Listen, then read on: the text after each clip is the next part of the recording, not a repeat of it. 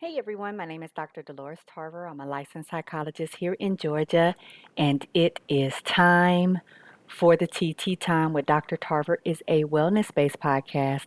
It is not intended to be a substitute for a relationship with a licensed mental health provider. Welcome to the last week in September. This month we have been kicking off our series entitled Hope Floats in honor of Suicide Awareness and Prevention Month. We have discussed hope for the hopeless, which we gave strategies to instill hope in times of despair. We moved from heartache to hope and discussed relationship stress and suicide prevention. Last week, I had the pleasure of joining VJ Roberts to discuss suicide awareness and prevention strategies for youth and young adults. And this week, we are talking about the silence that leads us to have difficulty discussing that we're feeling suicidal or being able to talk to other people about suicide. So let's get into it. People often ask me why there is a culture of silence around suicide. There isn't any one single answer, but I will tell you some of the things that I frequently hear. You all have likely heard these as well. First up is what I'll describe as the cultural familial influences. You've heard these. What happens in the house stays in the house. We often feel like when we discuss family with non family, it is dishonoring and disrespectful. We feel that what goes on in a family should be sacred. We don't want to talk about anybody in the family in ways that would make their names be disparaged, to creating an image of them that is negative. We sometimes just don't think that therapy is helpful. I can talk to my friends, I can talk to my family, not to this stranger. What are they going to be able to tell me about what I'm dealing with? We often grow up with the belief that seeking help is a weakness. And also because there have just been negative experiences with help seeking, whether that's just finding a culturally appropriate provider or mandated treatment, in which sometimes there isn't really a positive outcome when we're forced to go to therapy, or when we reveal things in therapy or revealed things to people in general and felt like our trust has been violated, that also stops us from wanting to be able to share any kind of information. There's the spiritual component, which I think to me speaks to why there are so many clergy that complete suicide, but also why so many people who attend churches don't also attend mental health. And that is because we will say that if I have faith, if I trust God, I shouldn't have to seek help. And also for some people, because they're in positions of leadership in our faith-based institutions, then they think, what does that say about me as a leader if I'm struggling? How can I help other people? Sometimes we feel like we're being punished by God, and so we have to walk this journey of pain and affliction because of decisions that we feel like we made that are we're getting punished for. We also have this belief that people come to me as someone with a spiritual kind of background, of a faith background. I can't go to them because what does that communicate to them about me when I'm giving them all this scripture, but then I'm saying I'm struggling too? Sometimes in our faith based institutions, we don't feel like we can trust people because unfortunately, church hurt does exist as well. And so maybe I said something to someone in my congregation, and that information was shared. Maybe I was taken out of a leadership position with information that was shared. Maybe someone is now looking at me differently because I shared some information about my struggle, and this goes into what I call the emotional and psychological ramifications as well, which is we develop these core beliefs about what it means to seek help, what it means to be viewed as someone who has any kind of psychological struggle, particularly as we talk about faith. There are people that believe to complete suicide is a sin, and so I may not feel comfortable sharing that information because I have a belief that I won't be loved, that God doesn't love me, that God will reject me, that the church will reject me, that my family will reject me. Um, we also just are uncomfortable discussing suicidal thoughts, mental illness in general, suicide attempts, being on sometimes medication that are psychiatric medications, how this could affect us in our workplaces, if I'm in the military, if I'm in a leadership position in my work, and my career path could be altered, my education could be altered if I share these struggles. If I talk to anybody about it, does that mean I'm going to end up being placed in a facility? We have these negative perceptions about what it means to actually receive mental health support when we express suicidality because TV programming, because of maybe what we have seen or witnessed in our own families. And so it makes us uncomfortable to share it because we're concerned about the negative ramifications if we do. We also, in general, don't like to discuss suicide because we think that that will encourage people to complete suicide. We don't want to ask them questions. We don't want to lead them in a particular direction and feel responsible, so we don't talk about it. When people share with us that a loved one has completed suicide, we don't know what to say or do, so we avoid it. It's uncomfortable in that way. It brings up a lot of emotions for us that we tend to put distance between ourselves and strong emotions. Sometimes we don't bring up that we're struggling considering suicide because we don't want to hear the platitudes, the empty promises, if you will. Oh, you have so much to live for. It'll get better. Look at all your blessings. You're being ungrateful, right? So we don't feel like we can truly be honest about what we're experiencing. I could absolutely have a lot of wonderful things going on in my life and still be considering suicide. And sometimes we don't give people the space to recognize that both of those things can be true. And so it makes it difficult for people to share with us that they're feeling suicidal. Sometimes they're not believed, sometimes they're dismissed. And so we don't talk about it if we're going to share it with someone who is going to discount it. Sometimes we'll hear the negative videos, the TikToks, the Instagram videos where people share their suicidal and people say they're just attention seeking. Well, if you're going to do it, go ahead and do it. Right. And so these kind of negative things, these experiences that have people have had, so that means that they're keeping things in because they don't really feel again like it's safe to share it. And so it is much easier for us sometimes to struggle in silence. That's our perception anyway, than it is to discuss things with the potential to be rejected, the potential to be ignored, dismissed. Maybe I go seek help. I'm trying to get help and I'm having a hard time being able to access help. And so I'm not getting what I need. And so that all can be very frustrating and cause people just not to want to have conversations. So, how do we deal with that? One, I just want us to normalize suicidal ideation, suicidal behaviors. The truth is, any of us with the right trigger could get to a point where we feel hopeless and helpless. We don't have a support system. We're isolated. That increases the risk factors. We have a first degree biological relative that has completed suicide. That increases our risk factors. We have a early history of attempting suicide when we were younger. That increases our history, our risk factors for completing. So we need to normalize that suicide is not a means for people to try to get attention. We need to take all thoughts of suicide that a person expresses to us or behaviors that indicate that a person may be suicidal, even if they're not verbalizing it seriously.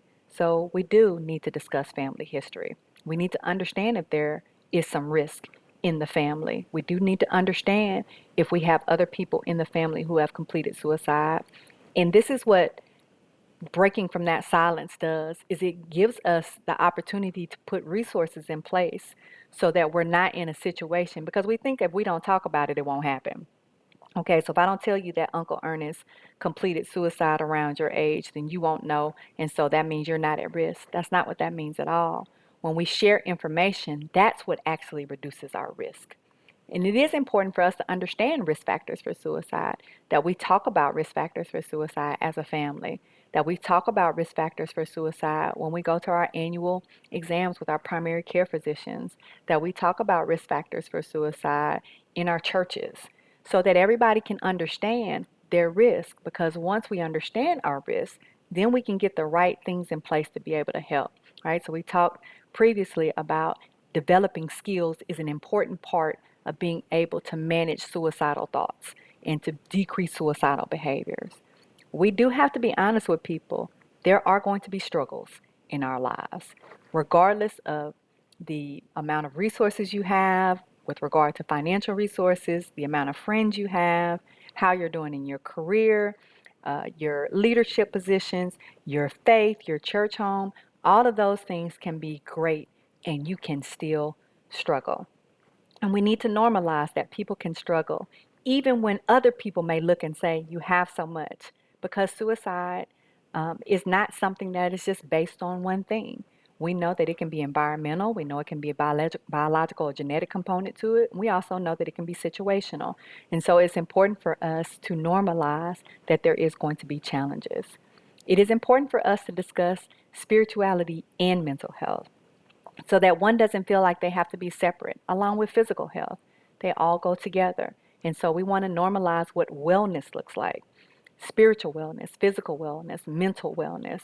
And so when people are struggling, they'll be able to recognize it early and be able, again, to put things in place. We need to discuss resiliency and strength. A lot of times we think that when we talk about that there was an attempted suicide, that means I'm going to encourage someone. But really, what I can focus on is the resilience and strength of this person to be able to figure out some of the things that led them to that place and how they were able to learn to deal with it, right? Because we need to empower people with tools. When you do struggle, here are some things that you can utilize. Here are some resources that you have available to you. And we also want to help people come up with solutions. This is one of the ways we teach skills is I don't always necessarily want to be in a position where you're coming to me to answer these questions because you value my opinion over your own. I want to empower you to be able to generate your own solutions, be able to empower you to trust your decision making and your cognitive abilities, because these are all protective factors for completing suicide as well. We want to discuss in our families all the ways that family can be supportive. I love you unconditionally.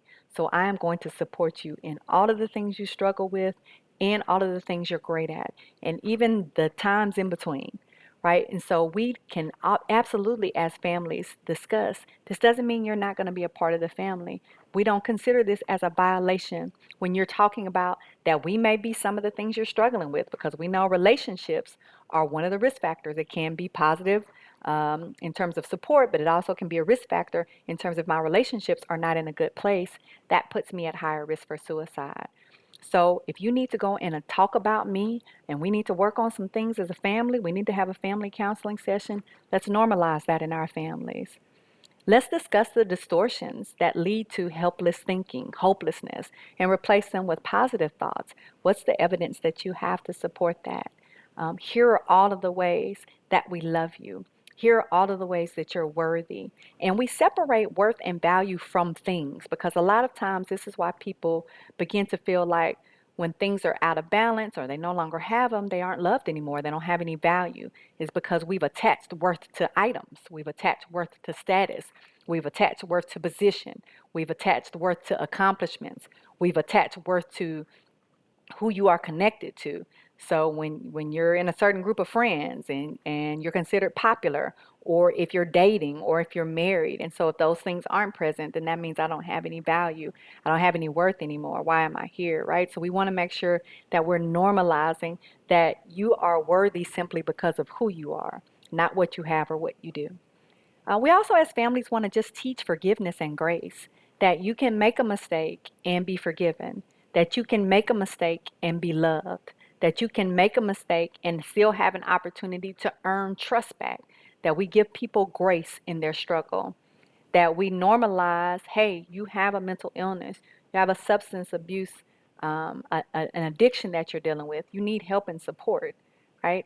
And so being able to teach that in families, to normalize it's okay for us to acknowledge these struggles, to say we're not okay, and maybe that we're doing some unhealthy things because we're not okay. And when we are talking to people about suicide, I do want you to know that you do need to directly ask someone if they're considering suicide. It allows them a space and a place to be open and honest and discuss how they're feeling. They may not do it right at that moment, but they may come back later and say, well, yeah, when you asked me that, I have actually thought about harming myself. It doesn't inspire them to harm themselves. It gives them an opportunity to be able to open up and share, because now I recognize that you care and you're listening, and I can bring something to you, and you'll be able to maybe help me with this struggle that I'm having. I know that it can be a lot when a person expresses that they are having suicidal thoughts or engaging in self-harm behaviors, or even that they're contemplating killing themselves. You don't have to do this by yourself. The suicide hotline 988 can be of help. Crisis support groups can be of help. A therapist can be of help. So you don't have to figure out whether or not this person needs a higher level of care. It doesn't fall solely on you. You'll be able to get the support to be able to understand what the best course of action is. And then that also separates you out from the provider, and you can just be simply support, and the provider can take it from there. I want us to also discuss the fact that silence is what causes us to feel trapped and helpless and hopeless, because now I'm just in my head and I just have me that I'm talking to. And the me may not be in a good position to be able to offer me solutions, to be able to think through things, to be able to challenge those negative distortions, right? So when we talk to other people, it allows us to see options. It allows us to recognize we're not in things by ourselves. So all of this negative self-talk I may have that feels very loud and very true when I'm talking to other people, then that loud self-talk gets much more quiet and it's replaced with factual information. Now, I will tell you that the piece about talking to people means we have to deal with our emotions first, because some of us do have biases around people having suicidal thoughts or engaging in suicidal behaviors. So you need to check that first before you have a conversation with anyone. If you have a bias that has told you that this is weakness, to suck it up, buttercup, you don't need to be the person that's having this conversation. So you may need to get someone else to come in, or you need to be able to deal with that before you have a conversation, so you can be an active listener and you can be a supportive ear. Because what we don't want to do is confirm for someone that they don't have a safe space to deal with their struggles. And if that's not you, be honest about the fact that that's not you. Now let's talk a little bit about when we're loved ones who have been left behind because someone completed suicide, and we're needing to share that information. You might be in a school, you might be in a church, you might be in an organization, it might be in your family, where you are now talking about someone that you all collectively love who has completed suicide. It is also important for you to deal with your emotions in that situation, to make sure that there are so many emotions that we have: guilt, blame, shame, anger, confusion, sadness, fear, just to name a few. And so we need to allow ourselves to be able to feel and express all of those things and work through them before we have a conversation with someone. And here's the important thing: because there's so much shame around suicide, a lot of times we don't really know how to communicate it. One, we don't put out on social media that somebody completed suicide. We don't do it in a group email. We don't do it in a group text. We don't blast it across an intercom. We don't put it in the church bulletin. These are conversations that we have directly with people. If you need to do it in a larger group, you do it in person.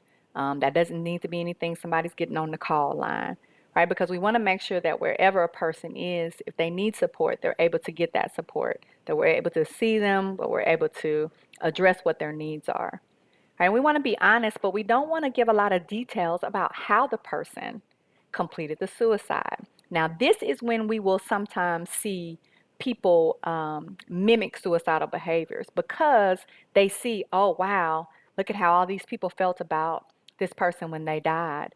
They're crying, they're saying how great this person was and how much they loved them. And I've got that hole where I want that acceptance and that love. I want people to talk about me in that way. And so that is when you may see some copycatting, right? So we want to be very mindful when we're having these discussions. Focus on resiliency and hope and strength. Don't focus on the details. Don't even discuss the details, particularly if there was a suicide letter left behind. Do not share that information. We don't want to give personal information about what a person was experiencing that led them to suicide. Um, things, some things need to be private. Some things are not our business. And so private means we don't get access to them. And we don't need to try to fill in the gaps and try to create scenarios because we don't have information. We don't need to be speculating. Sometimes we're just not going to be privy to details, and that is by design. We don't need to be privy to those details. But instead, let's focus on suicide awareness and prevention. When we're as a family discussing what we want to share, or as loved ones what we want to share, that's what we want to be thoughtful of. How do I want this person to be remembered? Here are the loving, kind things about them. Here was how their resiliency. Here was what hope looked like. Here's what they would want for us to be able to understand that we can get help, right? This is how you can focus it and turn it, because there may be other people who are struggling, and particularly this loss could trigger someone to feel very helpless and hopeless. Wow, well, if they were struggling, they couldn't figure it out. There's no chance I'm going to be able to figure it out, right? And so we want to use these opportunities to be able to share with people that there is hope. And here are all of the support resources and ways to be resilient. Here are some of the things that are important for us to remember when we're in spaces of darkness, right? That allows us to be able to change the narrative so that people can be honest about what they're dealing with, but also be able to recognize that there is hope in whatever they're struggling with as well. I want to share with you all a few things that I think are just also important too. The language that we use when we're discussing suicide, a person attempted suicide, they died by suicide, they completed suicide, they killed themselves. You'll hear me say completed suicide, because we are really moving away from committed suicide as if a person committed a crime. It just has a negative connotation to it. We also don't want to say that someone was successful or unsuccessful or failed with a suicide attempt, as if they're trying to reach a milestone at school, right? So we want to say that a person attempted suicide. They're safe, right? People were able to intervene, get them the support they needed. They're doing well in their recovery, right? Because that, again, we want to focus on that recovery and resiliency. We want to be able to talk about how a person was able to move away from their place of despair to hope when they attempted suicide, and now they're in treatment, and now they are progressing. That's what we want to focus on, that they were able to find their way out of that darkness with support. I want to leave you with these things as we wrap up this series today. You always matter. You always matter. Not because of what you did or didn't do. Not because of what you have or don't have. Because of who you are. Being a human is messy. There's going to be mistakes, failures, and losses, and they're going to be hard. They are going to be things that you struggle with. In spite of all of those things, whatever it is that you're going to deal with in your life, you are enough. You're not alone. You have a purpose. This is far from the end of your story. Be well.